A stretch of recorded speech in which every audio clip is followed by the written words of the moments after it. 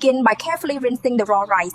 This ensures the grains are clean before we transfer them to the clay pot to cook over the brazier. Gently swirl the rice in the pot. You'll see the water getting cloudy like this. We usually wash it 2 or 3 times before cooking. The rice must be boiled first.